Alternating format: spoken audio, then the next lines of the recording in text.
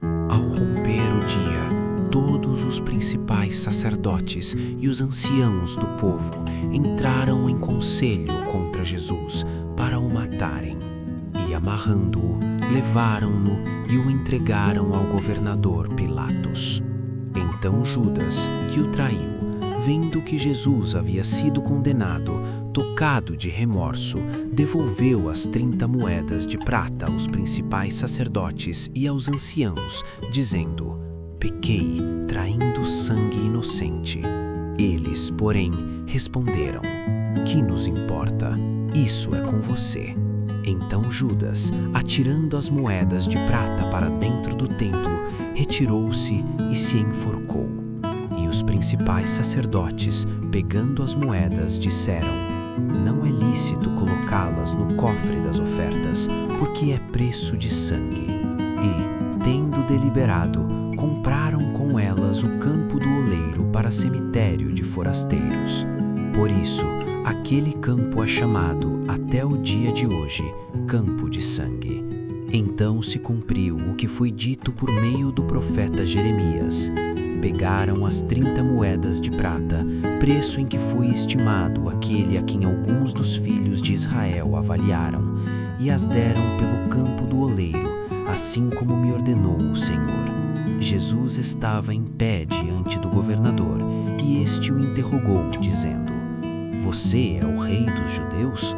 Jesus respondeu: o Senhor está dizendo isso. E, sendo acusado pelos principais sacerdotes e pelos anciãos, Jesus nada respondeu. Então Pilatos perguntou: não está ouvindo quantas acusações fazem contra você?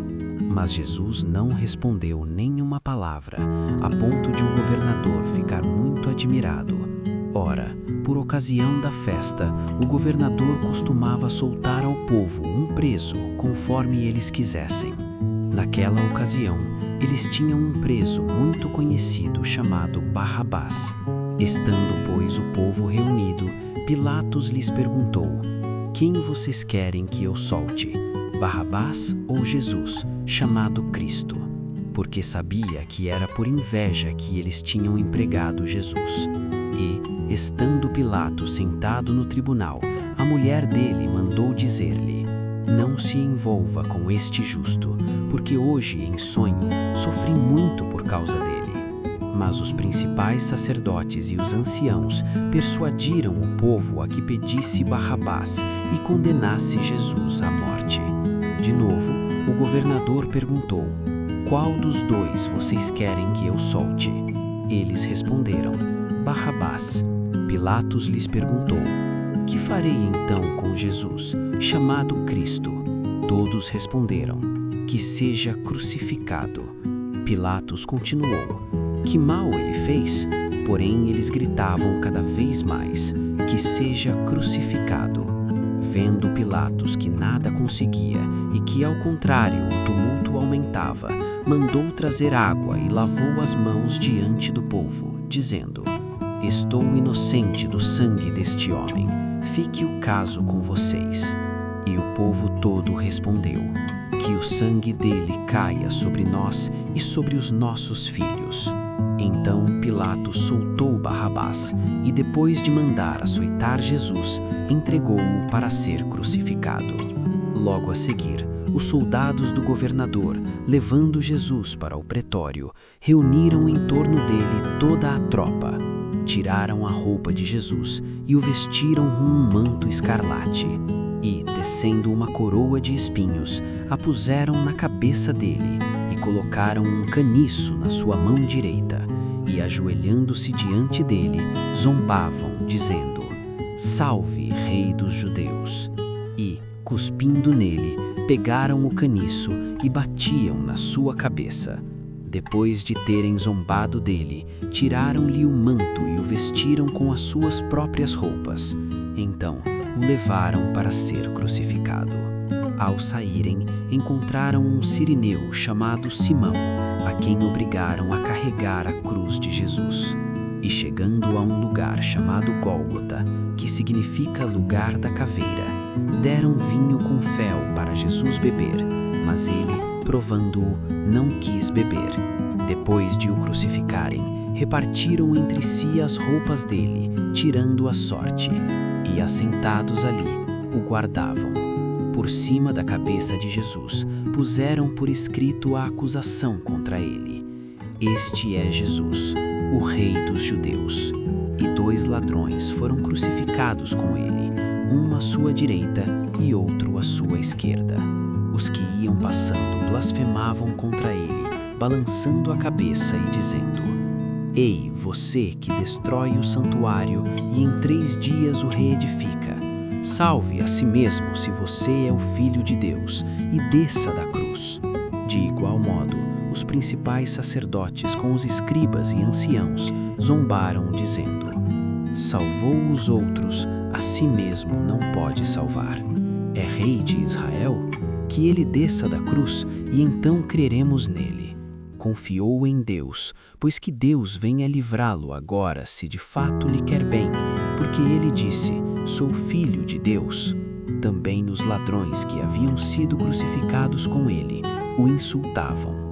A partir do meio-dia, houve trevas sobre toda a terra, até às 3 horas da tarde.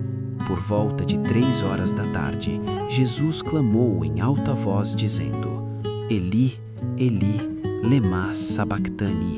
Isso quer dizer: Deus meu, por que me desamparaste? Alguns dos que estavam ali, ouvindo isto, diziam: Ele chama por Elias. E logo, um deles correu a buscar uma esponja e, tendo-a embebido em vinagre e colocado na ponta de um caniço, deu-lhe de beber. Os outros, porém, diziam: Espere, vejamos se Elias vem salvá-lo. E Jesus, clamando outra vez em alta voz, entregou o Espírito. Eis que o véu do santuário se rasgou em 2 partes, de alto a baixo. A terra tremeu e as rochas se partiram. Os túmulos se abriram e muitos corpos de santos já falecidos ressuscitaram. E saindo dos túmulos, depois da ressurreição de Jesus, entraram na cidade santa e apareceram a muitos. O centurião e os que com ele guardavam Jesus, vendo o terremoto e tudo o que se passava, ficaram possuídos de grande temor e disseram: Verdadeiramente, este era o Filho de Deus. Estavam ali muitas mulheres observando de longe. Eram as que vinham seguindo Jesus desde a Galileia para o servir. Entre elas estavam Maria Madalena, Maria, mãe de Tiago e de José, e a mulher de Zebedeu. Ao cair da tarde, veio um homem rico de Arimateia, chamado José, que era também discípulo de Jesus.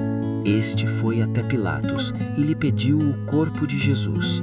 Então Pilatos mandou que o corpo lhe fosse entregue.